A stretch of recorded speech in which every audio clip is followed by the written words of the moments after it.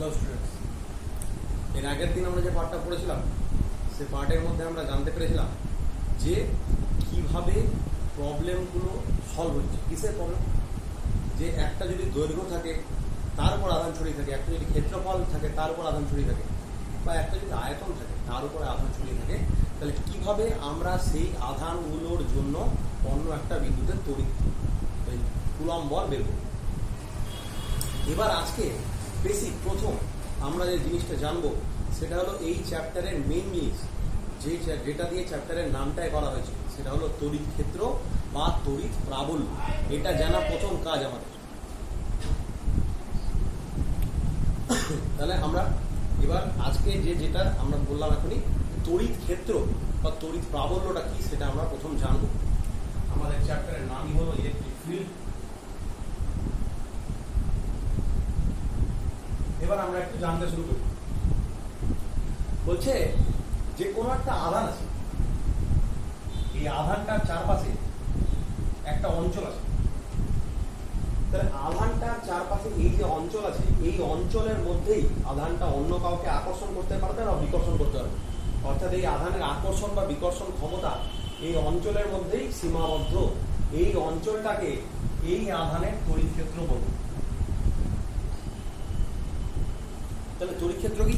তড়িৎ ক্ষেত্র হলো প্রকৃতপক্ষে একটি জায়গা বা ক্ষেত্রফল আধানের চারপাশে, যে ক্ষেত্রফলের মধ্যে ওই আধানটি অন্য কোনো একটা আধানকে, নাম দিয়ে দিলাম Q0, তাকে আকর্ষণ করতে পারে অথবা বিকর্ষণ করতে পারে। যদি তড়িৎ ক্ষেত্রের বাইরে এই আধানটা চলে যায় তাহলে কিন্তু কোনো আকর্ষণ বা বিকর্ষণ বল কাজ করবে না। আচ্ছা, এবার আমরা যেটা জানবো সেটা হলো তড়িৎ ক্ষেত্র প্রাবল্য, ইলেকট্রিক ফিল্ড ইন্টেন্সিটি। তড়িৎ ক্ষেত্র প্রাবল্য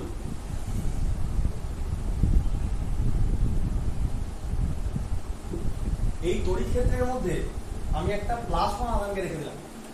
কিউ আধানের জন্য যে তড়িৎ ক্ষেত্র তৈরি হয়েছিল তার মধ্যে আমি একটা +1 আধানকে রেখে দিলাম। তাহলে এই কিউ আধানটা +1 আধানকে একটা বল দিয়ে বিকর্ষণ করবে। যদি এটা -Q থাকতো তাহলে একটা বল দিয়ে আকর্ষণ করতো। তাহলে কোনো আধানের তড়িৎ ক্ষেত্রের মধ্যে আমি একটা একক ধনাত্মক মানে +1 আধানকে রেখে দিলাম। তাহলে ওই আধানটা ওই একক ধনাত্মক আধানকে একটা বল দিয়ে বিকর্ষণ করতে পারে বা আকর্ষণ করতে পারে। যে বল দিয়ে বিকর্ষণ বা আকর্ষণ করবে তাকেই বলা হয়ে থাকে তড়িৎ ক্ষেত্র প্রাবল্য বা ইলেকট্রিক ফিল্ড ইন্টেন্সিটি। কোনো তড়িৎ ক্ষেত্রের মধ্যে যদি একটা একক ধনাত্মক আধান থাকে, ওই তড়িৎ ক্ষেত্রটার মধ্যে আধান, একক ধনাত্মক আধানের উপরে যে পরিমাণ তড়িৎ বল দিবে তাকেই আমি বলবো এই আধানের তড়িৎ ক্ষেত্র প্রাবল্য। এখন আধানটা Q থেকে যদি 2Q করে দিই তাহলে প্রাবল্য বেড়ে যাবে, আবার Q থেকে যদি Q/2 করে দিই তাহলে প্রাবল্য কমে যাবে। তাহলে আধানের মান যত বড় হয় তত প্রাবল্য বাড়তে থাকে আর ক্ষেত্রটাও বাড়তে থাকে।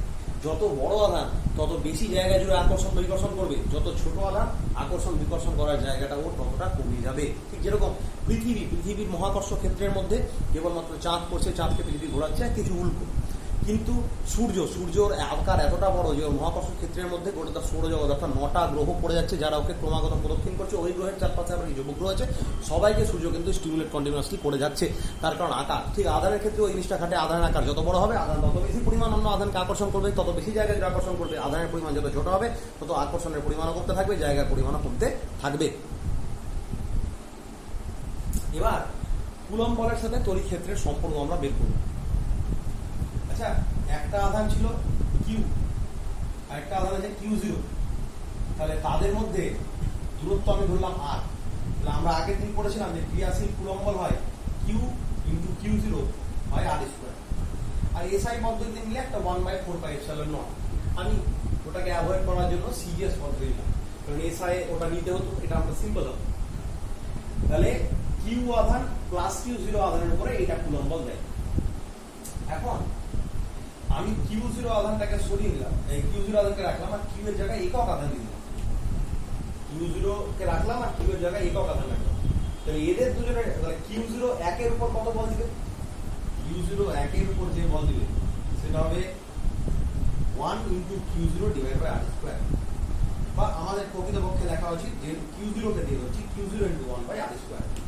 তাহলে Q0 Q এর উপরে দেয় Q0 into Q divided by R square, Q0 1 এর উপরে দেয় Q0 into 1 by R square। আমি একটু আগেই বললাম 1 এর উপরে যেটা দেয় সেটা হচ্ছে ইলেকট্রিক ফিল্ড ইন্টেন্সিটি, তড়িৎ প্রাবল্য, ওই জন্য ওকে E দিয়ে লিখলাম। আর 1 এর বেশির ক্ষেত্রে যখন ছিল তখন ওটাকে F দিয়ে লিখলাম। এবার এই দুটো ইকুয়েশনকে আমি 1 নম্বর আর 2 নম্বর নাম দিয়ে ভাগ করে দিলাম। তাহলে 1 কে যদি আমি 2 দিয়ে ভাগ করি তাহলে আমি কি পাই সেটা আমরা দেখব। 1 কে 2 দিয়ে ভাগ করলে লেফট সাইডে হচ্ছে F ভাজিত E আর রাইট সাইডে হচ্ছে Q0 by R square divided by Q0 into 1 divided by R square. তাহলে Q0 R স্কয়ার ক্যান্সেল, তাহলে F বাই E এটার মান আমরা পাচ্ছি Q, অর্থাৎ F is equal to Q into E। অর্থাৎ কোন আধানকে যদি তড়িৎ প্রাবল্য দিয়ে গুণ করি, আধানকে তড়িৎ প্রাবল্য দিয়ে গুণ করা হয় তাহলে আমরা তড়িৎ বল পাই, অর্থাৎ coulomb ball is equal to আধান ইনটু তড়িৎ প্রাবল্য। বা আমি ঘুরিয়ে বলতে পারি that electric field is something that acts on a unit charge. Over an unit charge, the force exerted by a charge can be called as electric field. অর্থাৎ একক আধানের উপরে যত আমি বল দিতে পারি অন্য আধান দিয়ে সেটাকে বলবো তড়িৎ ক্ষেত্র। আর 1 এর বেশি, যখন আধানটা 1 এর বেশি হয়ে যাবে তখন তাকে বলবো কুলম্ব বল। তাহলে কুলম্ব বলের মিনিমাম ফর্ম হতে পারে তড়িৎ ক্ষেত্র। 1 এর উপর যদি অন্য কোনো আধান বল প্রয়োগ করে সেটাকে আমরা বলবো কুলম্ব বল। আধানটা যে 1 থেকে ইনক্রিজ হয়ে যাবে সেটাকে আমরা বলবো তড়িৎ ক্ষেত্র। এই 1 এর উপরে কাজ করলে বলবো তড়িৎ ক্ষেত্র। চোখ মেলেছি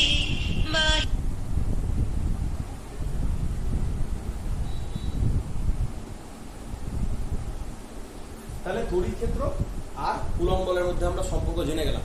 1 এর উপর যেটা কুলম্ব বল কাজ করে তড়িৎ ক্ষেত্র, 1 এর বেশির উপর কাজ করে নরমাল কুলম্ব বল। আচ্ছা, এবার সেকেন্ড আমরা তড়িৎ ক্ষেত্রের একক বার করব, মাত্রা বার করব। তড়িৎ ক্ষেত্র E is equal to আমি কি লিখতে পারি F by Q। E কে এদিকে রাখলাম, F এর তলায় Q কে ভাগ করে দিতে পারি, তাহলে E is equal to F by Q। Serious পদ্ধতিতে বলের একক ডাইন আর আধানের একক ইএসি, তাহলে ডাইন বাই ইএসি। এসআই পদ্ধতিতে বলের একক নিউটন, আধানের একক কুলম্ব, তাহলে নিউটন পার কুলম্ব। সিজিএস পদ্ধতিতে হচ্ছে ডাইন পার ইএসি, এসআই পদ্ধতি Newton per coulomb.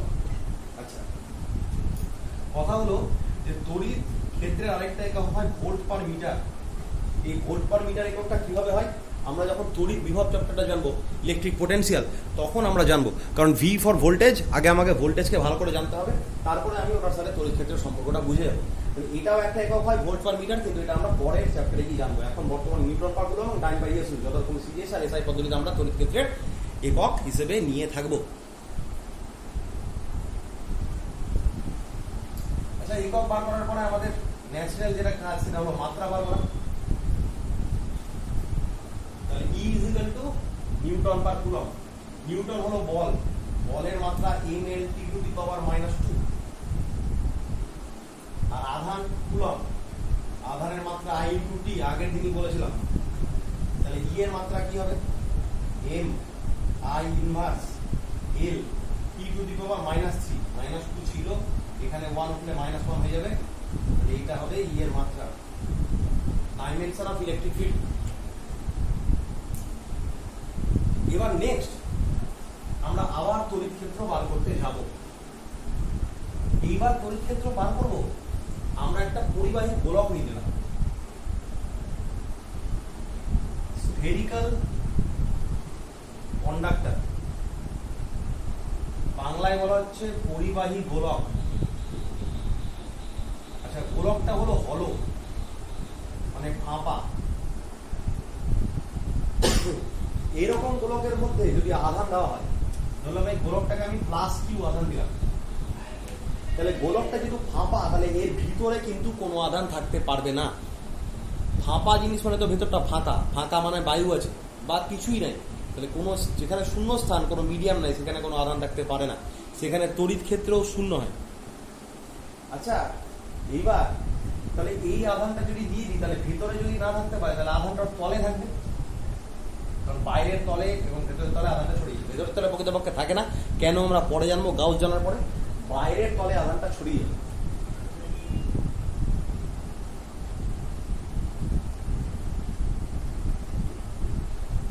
Plus Q আধানটা গোটাটা তলের মধ্যে স্ফেরিক্যাল সারফেসে ছড়িয়ে গেল। এবার আমাদেরকে বলেছে যে এই গোলকটাতে যে প্লাস কিউ আধান আছে তার জন্য গোলকটার কেন্দ্র থেকে, কেন্দ্র বলা ভুল, গোলকটার যে তল আছে এই তল থেকে খুব ক্ষুদ্র দূরত্ব অবস্থিত একটা বিন্দুতে প্রাবল্য বার করতে হবে। এই যে গোলক আছে যার উপরে আছে আমার কিউ আধান প্লাস কিউ, সেই গোলকটার জন্য গোলকটার পৃষ্ঠ থেকে খুব সামান্য যে দূরত্ব আছে এইটুকু দূরত্ব অবস্থিত একটা বিন্দু পি, সেই বিন্দুতে বার করতে হবে ইলেকট্রিক ফিল্ড ইন্টেন্সিটি বা তড়িৎ প্রাবল্য। তাহলে টোটাল গোলকের জন্য পি বিন্দুতে প্রাবল্য বার করতে হবে। আমি একটু আগেই বললাম যেখানে প্রাবল্য বার করা হয় সেখানে একটা একক ধনাত্মক আধান থাকতে হয়, কারণ একক ধনাত্মক আধানের উপরেই যা বল প্রয়োগ হবে সেটাই প্রাবল্য। এককে যে দিয়ে মারবো সেই বলই হলো প্রাবল্য। তাহলে পি বিন্দুতে যদি প্রাবল্য বার করতে হয় তাহলে আমাকে অ্যাজাম্পশন বা ধারণা হিসাবে নিয়ে নিতে হবে যে পি বিন্দুতে অলরেডি একটা প্লাস এক আধান আছেই। তাহলে এই সম্পূর্ণ গোলকে যে প্লাস কিউ আধান সেটা কাকে প্রাবল্য প্রয়োগ করবে বা বল দিবে, সেটা হলো পি বিন্দু প্লাস ওয়ান আধানকে। এর জন্য এর উপরে প্রযুক্ত বল আমাকে বের করতে হবে। এখন কথাটা হলো যে এই বিন্দুটা গোলকটার বিন্দু থেকে যে পরিধির দূরত্ব সেটা অবশ্যই গোলকটার ব্যাসার্ধ, যাকে আমরা বলে থাকি আর। এবার ব্যাপারটা হলো যে আমরা এবার একটা ধারণা বা অ্যাজাম্পশন করব, যেটা পরবর্তীকালে গাউসের যে থিওরেম সেটা জানার পরে তখন আমাদের আর এটা অ্যাজাম্পশন কাজে লাগবে না, তখন আমরা ডাইরেক্টলি টোটাল ক্যালকুলেশন করে নিতে পারবো। কিন্তু বর্তমানে আমাদের কিছু লিমিটেশন আর লিমিটেশন আছে, সেই জন্য আমরা ধরবো যে প্লাস কিউ আধানটা গোটা তলে ছড়িয়ে আছে। এটা যদি থাকেও তা সত্ত্বেও আমরা ধরবো সুবিধার জন্য যে ওই আধানটা কেন্দ্রের মধ্যেই কেন্দ্রীভূত হয়ে আছে। অ্যাজাম্পশন হিসেবে আমরা লিখব যে যদিও আধানটা তলে ছড়িয়ে আছে তা সত্ত্বেও আমরা ধরে নিতে পারি যে বহিস্থ বিন্দুতে তড়িৎ প্রাবল্য বের করার ক্ষেত্রে আধানটা কেন্দ্রে কেন্দ্রীভূত হয়ে আছে। The charge is concentrated to the center in case of calculating electric field in an external point which is very near to the surface of the sphere. চার্জগুলো এখানে হয়ে গেছে বদ্ধ বাইরের একটা বিন্দুতে তড়িৎ প্রাবল্য বার করার জন্য, যেটা তল থেকে সামান্য দূরে আছে। তাহলে আমি ধরলাম যে এই টোটাল দূরত্বটা, আচ্ছা এই দূরত্বটা তো আর বৃত্তের ব্যাসার্ধ, গোলকের ব্যাসার্ধ, আর যেটুকুটা দূরত্ব গোলকের পৃষ্ঠ থেকে আছে সেটাকে আমি ধরলাম এক্স। যে দূরত্ব আছে এটা আর পৃষ্ঠ থেকে পি বিন্দু যে দূরত্ব এক্স। তাহলে গোলকের কেন্দ্র থেকে, এবার আমাকে কেন্দ্র থেকে কেন নিতে হচ্ছে, কারণ আধানটাকে আমি কেন্দ্রের মধ্যে কনসেন্ট্রেটেড হয়ে গেছি সেটা ধরছি। কেন্দ্র থেকে পি বিন্দু দূরত্ব কত হচ্ছে, কেন্দ্র থেকে পি বিন্দু দূরত্ব হচ্ছে আর প্লাস এক্স। কিন্তু দেখো এক্সটাকে বলেছে খুব ক্ষুদ্র দূরত্ব, কারণ পৃষ্ঠ থেকে খুব অল্প দূরে পি বিন্দু আছে। তাহলে এক্সটা যেহেতু খুব অল্প দূরত্ব, তাহলে এক্সকে আমি নেগলেক্ট করতে পারি আর সামনে, তাহলে নিয়ারলি ইকুয়াল টু এটা আর লিখতে পারি। উদাহরণ হিসেবে বলতে পারি যদি 100 সেন্টিমিটার প্লাস 0.01 সেন্টিমিটার হয় তাহলে সেটাকে আমি 100 সেন্টিমিটার অলমোস্ট লিখতে পারি ইকুয়াল, নিয়ারলি ইকুয়াল। কারণ 100.01 এর ভ্যালু অলমোস্ট 100 সাথে ইকুয়ালি হয়। তার কারণ 0.01টা খুব ছোট, 100 সামনে আমি তাকে নেগলেক্ট করে দিতে পারি। এবার তাহলে দূরত্ব হিসেবে আমি পেলাম আর। তাহলে কিউ আধান কত আধানের উপর বল দিচ্ছে, একের উপরে, আর কত দূরত্বে আছে আর। তাহলে সেই অনুসারে তড়িৎ প্রাবল্য ই ইজ ইকুয়াল টু হবে এসআই পদ্ধতিতে 1/4 কিউ, আচ্ছা কিউ তো নয় বড় হাতের Q, into 1 divide by distance হচ্ছে r²। আচ্ছা এখানে কিন্তু আমি এপসাইলন লিখেছি, বারবার আমি বলেছি epsilon not is for air or vacuum, epsilon for other medium. যখন বায়ু থেকে অন্য কোনো মাধ্যমে চলে যায় তখন আমাদের এপসাইলন হয়ে যায়, এপসাইলন নট আর থাকে না, এই নটটা অমিট হয়ে যায় বা ইরেজ হয়ে যায়। এপসাইলন কেন আসছে, যেহেতু আমরা এই গোলকটার ভেতরে ক্যালকুলেশনটা করছি, গোলকটার ভেতরে মিডিয়াম বায়ু আছে না অন্য কিছু আছে বা কিছু উপস্থিত নেই, আমি কিছু জানি না, I have no idea about the medium confined by the sphere. তাই জন্য আমি কি করব, আমি ধরে নেবো যে এর মধ্যে কোনো একটা মিডিয়াম আছে যার জন্য আমার এপসাইলন হচ্ছে। আর ওর পরাবৈদ্যুতিক ধ্রুবকটাকে আমি ধরে নিচ্ছি কে, তাহলে টোটাল আমি এপসাইলনকে লিখতে পারি কে ইনটু এপসাইলন নট, যেটা আমরা আগের দিন পড়ে এসেছি। শূন্য মাধ্যমকে যদি আমি পরাবৈদ্যুতিক ধ্রুবক দিয়ে গুণ করি তাহলে আমি অন্য মাধ্যমের তড়িৎ ভেদ্যতা পেয়ে যাই। এই মাধ্যমের আমি পরাবৈদ্যুতিক ধ্রুবক কত ধরলাম, কে। তাহলে এর বাইরে এপসাইলন নট হলেও এর ভেতরটাই যেটা মেন কাজ আমার, সেখানে কিন্তু আমাকে এপসাইলনই ধরে নিতে হবে।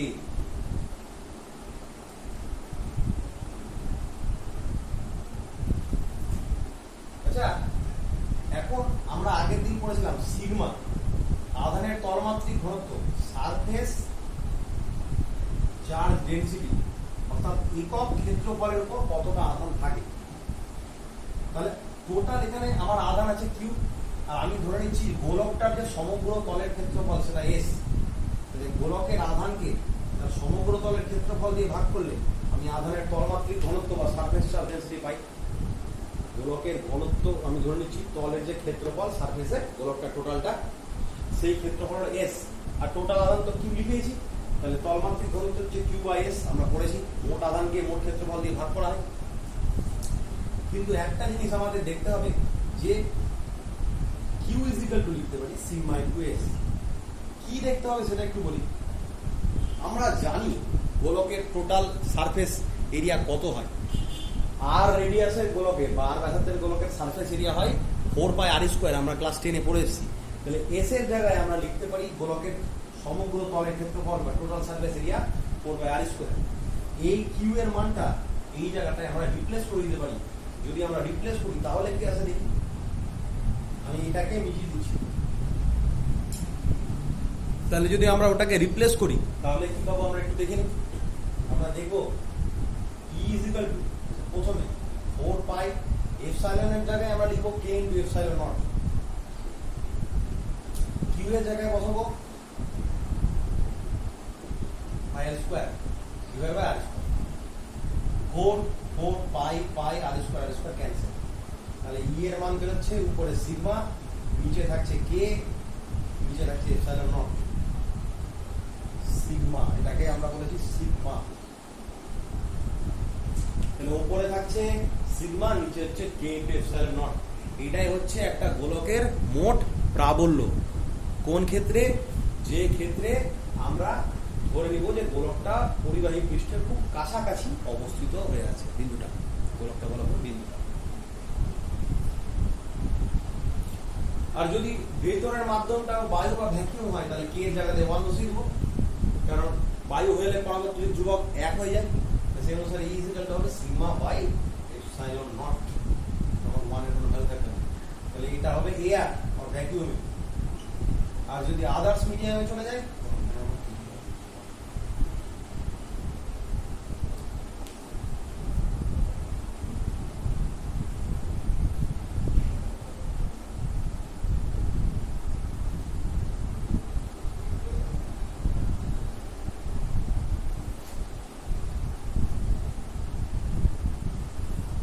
এবার আমাদের নেক্সট টপিক বা নেক্সট চ্যাপ্টার হচ্ছে নেক্সট টপিক, সেটা হলো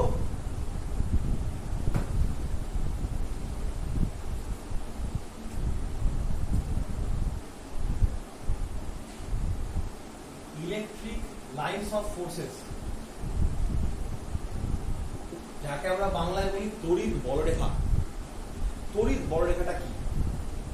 আমরা এরকম দেখেছি যে ধরো একটা চুম্বক আছে, দুটো চুম্বক নিলাম হাতে, তাহলে এরকম আমরা বাড়িতে অনেক সময় মজা করে খেলেও থাকি যে একটা চুম্বকের কাছে আরেকটা চুম্বক নিয়ে গেলে যদি আমি ওই চুম্বকটাকে ছেড়ে দিলাম, এটাকে শুধু ধরে আছি, তাহলে এটাকে কাছে নিয়ে গেলে আমি দেখবো অটোমেটিক্যালি ওটা সরে যাবে, আমাকে হাতও লাগাতে হবে না। তাহলে দুটো চুম্বক যদি আমি রাখি, এটাকে এটার কাছে নিয়ে যাই, তাহলে বিকর্ষণের ফলে অটোমেটিক্যালি এটা সরতে থাকবে, আমাকে ছুটে হবে না, বা আকর্ষণের ফলে অটোমেটিক্যালি এর কাছে আসতে থাকবে। যে পথ বরাবর নিজের মনে সরে থাকে এই চুম্বকের ফলে এই চুম্বক নিজেই যে পথ বরাবর সরে থাকে তাকে বলা হয় তড়িৎ চৌম্বক বলরেখা। ঠিক একই রকম অ্যানালজিক্যাল যদি আমরা একটা ইন্টারপ্রিটেশন করি, তুলনামূলক একটা সিদ্ধান্ত নিই, তাহলে কি পাবো?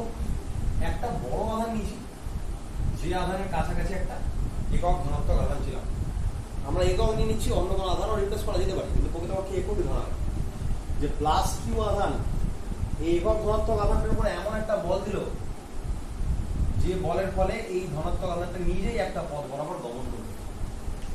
ঠিক তোমরা ধরো তোমরা চুম্বকের মতো আছে, তাহলে প্লাস কিউ আধানটাকে যদি আমি এরকম সরাই, তাহলে প্লাস কিউ এর বিকর্ষণের ফলে প্লাস ওয়ানটা নিজেই একটা পথ বরাবর সরবে। যদি এটা মাইনাস হয় তাহলে মাইনাসের আকর্ষণে এই প্লাস ওয়ানটা নিজেই ওর দিকে একটা পথ বরাবর ধাবিত হবে, ওকে কেউ ছবেও না উইদাউট এনি কন্ট্যাক্ট।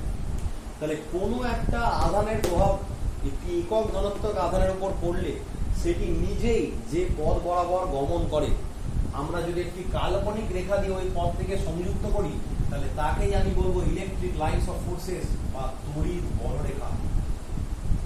তড়িৎ বলরেখাকে যদি আমরা বিশ্লেষণ করি তাহলে বলরেখা, তাহলে যে রেখা বরাবর তড়িৎ বলটা কাজ করে, যে রেখা বরাবর তড়িৎ বলটা কাজ করে তাকে আমরা বলি তড়িৎ বলরেখা। লাইন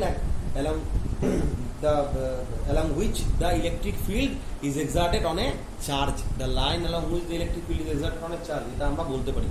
তাহলে ওই লাইন বরাবরই তড়িৎ বলরেখা কাজ করে।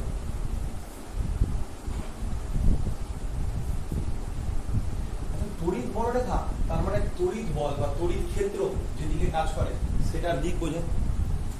প্লাস কিউ আধান প্লাস ওয়ান আধানকে ধাক্কা মারলো ও হেলিক বরাবর গেল, প্লাস কিউ প্লাস ওয়ানের উপর যেটা দিবে সেটা অবশ্যই ই হবে, কারণ এককে যা দিয়ে মারি সেটা হলো তড়িৎ প্রাবল্য বা তড়িৎ ক্ষেত্র।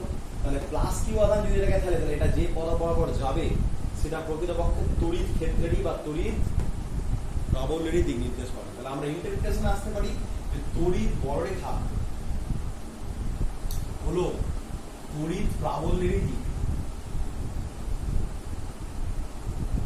অর্থাৎ যেদিক বরাবর তড়িৎ বলরেখা কাজ করে তড়িৎ প্রাবল্যটা ঠিক তড়িৎ বরাবরই কাজ করে।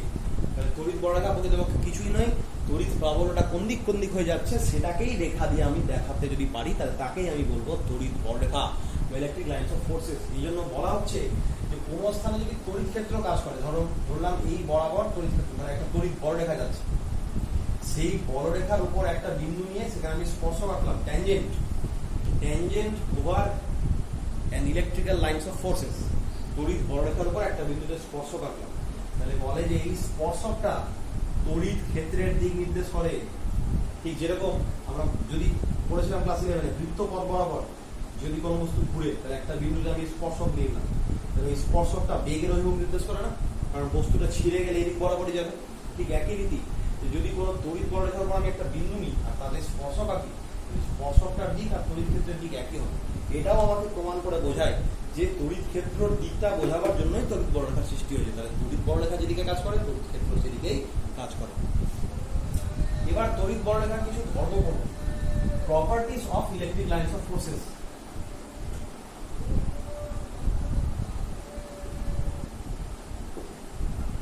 Properties of electric lines of forces, তড়িৎ বলরেখার বিভিন্ন কার্যকারিতা এবং ধর্ম। বলছে যদি একটা প্লাস কিউ আধান থাকে lonely for a single plus Q or plus charge, বলছে প্লাস চার্জ থেকে তড়িৎ বলরেখা বেরিয়ে চলে যায় অসীম, বেরোয় প্লাস থেকে আর যায় অসীম। কি বললাম? বেরোয় প্লাস থেকে আর যায় অসীম। মাইনাস চার্জের ক্ষেত্রে উল্টোটা হয়, আসে অসীম থেকে আর ঢুকে মাইনাসে। যদি একটা মাইনাস চার্জ থাকে একাই, lonely minus charge, for a lonely positive charge the electric lines of forces emerges from the charge and goes to the infinity, for a lonely minus charge the electric lines of forces emerges from the infinity and assimilates into the charge। তাহলে প্লাসের ক্ষেত্রে ওখান থেকে বেরিয়ে চলে যায় অসীমে, মাইনাসের ক্ষেত্রে অসীম থেকে আসে আর ওখানে এসে মিশে যায়। এটা হলো ইলেকট্রিক লাইনস অফ ফোর্সের কাজ। এবার যদি পাশাপাশি একটা প্লাস থাকে একটা মাইনাস থাকে তাহলে স্বাভাবিক প্লাস থেকে বেরিয়ে তো যেতে যাবে আর মাইনাসে ঢুকতে যাবে, তাহলে প্লাস থেকে বেরিয়েও কোথায় ঢুকে যাবে? মাইনাস। প্লাস থেকে বেরিয়েও কোথায় ঢুকে যাবে? মাইনাস। আচ্ছা, তড়িৎ বলরেখাগুলো পরস্পর সমান্তরাল ভাবে থাকে, পরস্পর সমান্তরাল যতগুলোই বেরো ওরা পরস্পর সমান্তরালতা বা ইউনিফর্মিটি বা যাকে আমরা বলি সমতা সেটা মেনটেন করে রাখে, সব সমান্তরাল সরলরেখার মধ্যে যায়। কেন? কারণ এই তড়িৎ বলরেখার যে ধর্ম থাকে এরও তাই ধর্ম থাকে এরও তাই ধর্ম থাকে, ওই জন্য এদের মধ্যে একটা মিউচুয়াল রিপালশন বা নিজেদের মধ্যে পারস্পরিক বিকর্ষণ হয়। কারণ এদের সবার ধর্ম একই, এদের একই নীতি, যেরকম সম চার্জ পরস্পরকে বিকর্ষণ করে একই টাইপের, ঠিক একই নীতি মেনে চলে, ওই জন্য এদের মধ্যে একটা মিউচুয়াল রিপালশন হয়ে থাকে। মিউচুয়াল রিপালশন মানে সাধারণ একটা বিকর্ষণ, ওই জন্য তারগুলো সমান্তরাল বা ইউনিফর্মিটি মেনটেন করে রাখে। তড়িৎ বলরেখাগুলো আধান থেকে লম্বভাবে বেরোয়, মানে 90 ডিগ্রি, আধানের সারফেসের সাথে 90 ডিগ্রি কোণ করে বেরোয়, আর আধানের মধ্যে যে ঢুকে সেটাও 90 ডিগ্রি। পজিটিভ থেকে যখন বেরোবে পজিটিভের সারফেসের সাথে 90 ডিগ্রি কোণ করে বেরোবে, আর যখন নেগেটিভে ঢুকবে নেগেটিভের সারফেসের সাথে 90 ডিগ্রি কোণ করে ঢুকবে। যেদিক দিয়ে তড়িৎ বলরেখা যাচ্ছে সেদিকে আমি একটা লম্ব ক্ষেত্রফল কল্পনা করলাম, মানে আমার তড়িৎ বলরেখাগুলো এরকম করে যাচ্ছে, আমি এই জায়গায় একটা ক্ষেত্রফল নিলাম এরকম লম্ব, তাহলে আমি আমার মনে হবে যে তড়িৎ বলরেখাগুলো আমার হাতটাকে বা এই লম্ব ক্ষেত্রফলটাকে ভেদ করে যাচ্ছে, তাই তো? তড়িৎ বলরেখা যেদিক দিয়ে দিয়ে যাচ্ছে তার সাথে লম্ব ভাবে আমি একটা ক্ষেত্রফল কল্পনা করলাম। একক ক্ষেত্রফল আরো ভালো, একক ক্ষেত্রফল মানে 1 metre square 1 centimetre square or something. তাহলে একক ক্ষেত্রফল যদি আমি একটা নিই এরকম তড়িৎ বলরেখার সাথে লম্ব হবে, তাহলে একক ক্ষেত্রফলের মধ্যে দিয়ে যতগুলো বলরেখা পাস করবে সেই সংখ্যাটা আমাকে বলবে যে তড়িৎ প্রবলতা কত স্ট্রং আছে বা কত শক্তিশালী আছে, তড়িৎ প্রবলতা কত স্ট্রং বা কত শক্তিশালী আছে।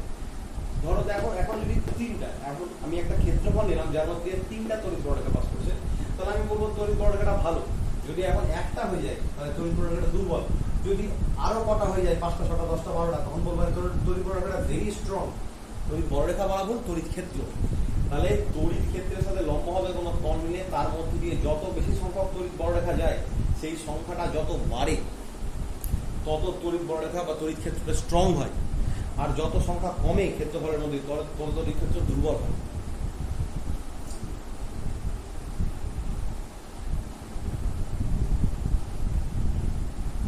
লাস্ট, এটা খুব important but not the least. একটা তড়িৎ বলরেখা এরকম গেল, একটা তড়িৎ বলরেখা এরকম গেল, দেখো সমান্তরালতা তো মেনটেন তো হয়নি, তার মানে বুঝতেই পারছো এটা হয় না।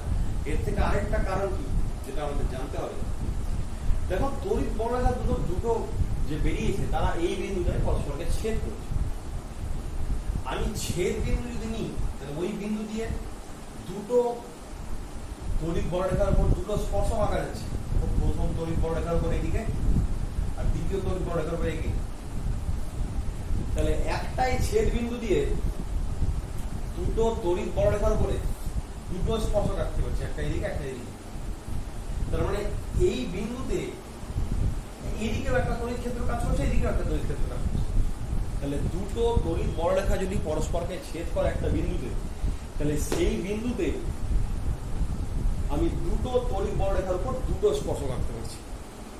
যেহেতু একই আধান থেকে উৎপন্ন হচ্ছে তাহলে এটাও তড়িৎ ক্ষেত্রের দিক নির্দেশ করছে, এটাও তড়িৎ ক্ষেত্রের দিক নির্দেশ করছে। কিন্তু প্রকৃতপক্ষে একটা বিন্দুতে তড়িৎ ক্ষেত্রের একটাই দিক হতে পারে। ব্যাপারটা হলো যদি আমি মার্কারটাকে ছুড়ি তাহলে যেদিকে ছুড়বো সেদিকে যাবে, যদি সোজা ছুড়ি তাহলে ডানে বাঁয়ে উপর নিচে এরকম হতে পারে না, কারণ একদিকে বল প্রয়োগ করলে একদিকেই হতে পারে। সুতরাং যেহেতু এখানে একই বিন্দুতে একই আধানের জন্য বলের দুটো আলাদা অভিমুখ পেয়ে যাচ্ছি বা তড়িৎ ক্ষেত্রের দুটো আলাদা অভিমুখ পেয়ে যাচ্ছি, যেটা বাস্তবে সম্ভব হয় না, কারণ এক্সার্টেড ফোর্স যেদিকে কাজ করবে আমার সরণটাও সেদিকেই হতে বাধ্য, বিভিন্ন দিকে আমার হবে না, ইম্পসিবল। এটা ভেক্টর লকে ভায়োলেট করে, হতেই পারে না। সেই জন্য দুটো তড়িৎ বলরেখা পরস্পরকে একটা বিন্দুতে ছেদ করতে পারে না। ছেদ করা মানেই আমাদের টোটাল ফিজিক্স ভুল হয়ে যাওয়া। সেই জন্য এই ঘটনা ঘটতে পারে না। দুটো আলাদা আলাদা স্পর্শক পাচ্ছি, দুটো আলাদা আলাদা দিক পাচ্ছি, একটা বিন্দুতে বলের দুটো আলাদা দিক হচ্ছে, যেটা কখনো হতে পারে না।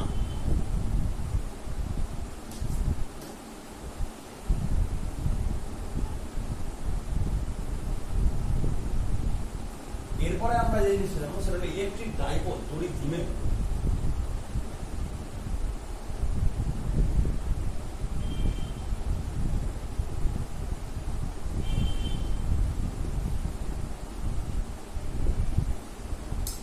তড়িৎ দ্বিমেরু কাকে বলছে? বলছে যে দুটি সমমানের কিন্তু বিপরীত ধর্মী আধান পরস্পর থেকে একটা নির্দিষ্ট দূরত্বে থেকে যে তড়িৎ সংস্থা গঠন করে তাকে বলা হয়ে থাকে তড়িৎ দ্বিমেরু। দুটি সমমানের, এটাও কিউ এটাও কিউ, কিন্তু বিপরীত ধর্মী, এটা মাইনাস কিউ, বিপরীত ধর্মী মানে একটা মাইনাস একটা প্লাস, আচরণ আলাদা একদম সম্পূর্ণ। আর মানে কি, এটাও কি ওটাও কি, পরস্পর থেকে একটা দূরত্বে আসে, এটা হলো দূরত্ব। এই দূরত্বটাকে আমি ধরছি 2L। 2L কেন ধরছি? আমরা পরবর্তীকালে বিভিন্ন ডিডাকশন করবো, কোশ্চেন ক্যালকুলেশন করবো, এভালুয়েশন করবো, তখন আমরা আস্তে আস্তে বুঝতে পারবো 2L কেন করা হয়েছে। কিন্তু মাইনাস কিউ প্লাস কিউ এর মানে যে ডিস্টেন্স, সেটা আমি পাচ্ছি 2L। তাহলে দুটো আধান মান একই, ধর্ম আলাদা, আর ওদের মাঝে একটা দূরত্ব আছে। তাহলে এরা যে তড়িৎ সংস্থা গঠন করছে, ইলেকট্রিক্যাল অ্যাপারেটাস বা ইলেকট্রিক্যাল ইকুইপমেন্ট, সেই জিনিসটাকে আমি বলবো ইলেকট্রিক ডাইপোল বা তড়িৎ দ্বিমেরু। তড়িৎ দ্বিমেরুর যদি বাস্তব উদাহরণ বোঝাতে হয় খুব সহজ, যে কোনো তড়িৎ যদি, আমরা জানি সমযোজী তড়িৎ যদি, তাই তো, ইলেকট্রোভ্যালেন্ট আর কোভ্যালেন্ট, এই তড়িৎ যদি কোনো যৌগ নিলাম, ইলেকট্রোভ্যালেন্ট কম্পাউন্ড, আমরা কি বললাম, HCl, হাইড্রোজেন ক্লোরাইড, বা আমরা খুব ভালো করে জানি হাইড্রোক্লোরিক অ্যাসিড, বা আমাদের নাম খুব প্রিয় জানা সোডিয়াম ক্লোরাইড, খাদ্য লবণ। এটাকে যদি আমি ভাগ করি তাহলে সোডিয়াম এটা 1, ক্লোরিন এটা 1, তাহলে সমমানের, সোডিয়ামটা প্লাস ক্লোরিনটা মাইনাস, তাহলে বিপরীত ধর্মী। আর এদের মাঝে একটা আণবিক বন্ধন থাকে যেটাকে আমরা বলি ইলেকট্রোভ্যালেন্ট বন্ড, তড়িৎদ্বৈধী বন্ধন।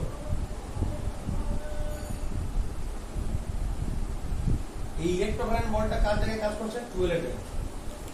তাহলে প্লাস কিউ এর জায়গায় কাজ করছে +1, মাইনাস কিউ এর জায়গায় কাজ করছে -1, আর 12 এর জায়গায় কাজ করছে কোভ্যালেন্ট বন্ড। তাহলে এটাও একটা তড়িৎ দ্বিমেরু। তাহলে যে কোনো তড়িৎযোজী অণু একটা তড়িৎ দ্বিমেরু হতে পারে। এটা ক্যালসিয়াম ক্লোরাইড নাও তোমরা, CaCl, এর মধ্যে দুটো তড়িৎ দ্বিমেরু থাকে। দেখো ক্যালসিয়াম +2 হয়, তাহলে এদিকে +1 দাও, এদিকে +1 দাও, ঠিক আছে? এদিকে একটা ক্লোরিন -1, এদিকে একটা ক্লোরিন -1। তাহলে এই ক্যালসিয়াম এর সাথে একটা তড়িৎ দ্বিমেরু গঠন করে রেখেছে, এর সাথে একটা তড়িৎ দ্বিমেরু গঠন করে রেখেছে। এটা কমন করছে। তাহলে ক্যালসিয়াম ক্লোরাইড একসাথে দুটো তড়িৎ দ্বিমেরু কোইনসাইড করছে বা বিলং করছে। তাহলে এইভাবে যে কোনো তড়িৎযোজী যৌগের অণুকে আমি তড়িৎ দ্বিমেরু হিসেবে ট্রিট করতে পারি।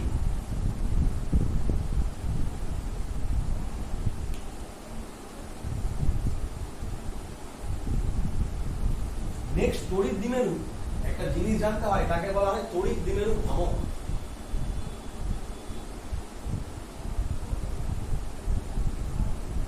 বা বাংলায় আমরা যাকে বলি electric dipole moment. Electric dipole moment বুঝে কি? আমরা ম্যাথে একটা জিনিস শিখেছি যাকে বলে ম্যাগনিটিউড বা মডিউলাস। এই মডিউলাস এমন একটা জিনিস যার মধ্যে যাকে আমি ঢুকিয়ে দিই না কেন, শুধু আমি মানটা